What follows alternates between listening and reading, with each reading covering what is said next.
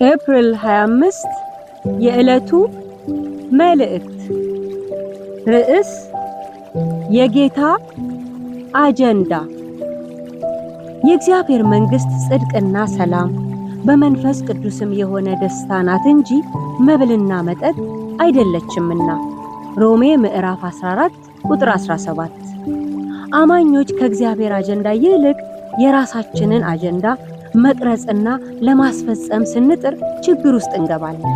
ምክንያቱም የእግዚአብሔር አጀንዳ ሁሉን አቃፊ ሲሆን የኛ አጀንዳ ግን እኛንና ውስን ሰዎችን ብቻ ለመጥቀም የሚቀረጽ ስለሆነ ነው። ሐዋርያው ጳውሎስ የአይሁድና የአሕዛብ አማኞች መብላትና አለመብላትን በተመለከተ ባለመቻቻል ጊዜያቸውን ሊፈጁ ስለማይገባ ከራሳቸው አጀንዳ ወጥተው ትልቁን የእግዚአብሔር አጀንዳን እርሱም የእግዚአብሔርን መንግሥት ጠባይ እንዲያዩ መልእክትን ይጽፋል። የእግዚአብሔር መንግሥት ሁለቱንም ሕዝቦች አቃፊና አስታራቂ አጀንዳ ነውና ዛሬም አማኞችን እርስ በርስ ሊያስማማ የሚችለው ማዕከላዊው የእግዚአብሔር መንግሥት ጉዳይ ትኩረት ሊሰጠው ይገባል። የእግዚአብሔርን መንግሥት ማዕከል ስናደርግ የየራሳችን ግዛቶች ሁሉ ይዋጣሉ።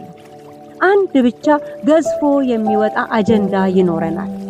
ጽድቅ የሆነችውን፣ ሰላም ያለባትን፣ በመንፈስ ቅዱስ የሆነውን ደስታ የተሞላችውን የእግዚአብሔር መንግሥት ገዢ አጀንዳችን አድርገን ስንቀበል ህብረታችን ከመናጋትና ከመናቆር ወጥቶ ሰላማዊ ይሆናል።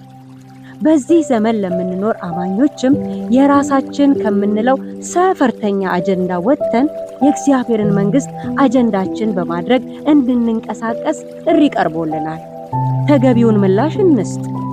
በእግዚአብሔር ቤት ባህላችንን ለመስበክ ከመሮጥ ይልቅ የእግዚአብሔርን መንግሥት እንስበክ። የሁላችንም ባህል ከእግዚአብሔር መንግሥት በታች ይገዛ እንጂ የእግዚአብሔርን መንግሥት አይሸፍን። ይበልጣላ የጌታ አጀንዳ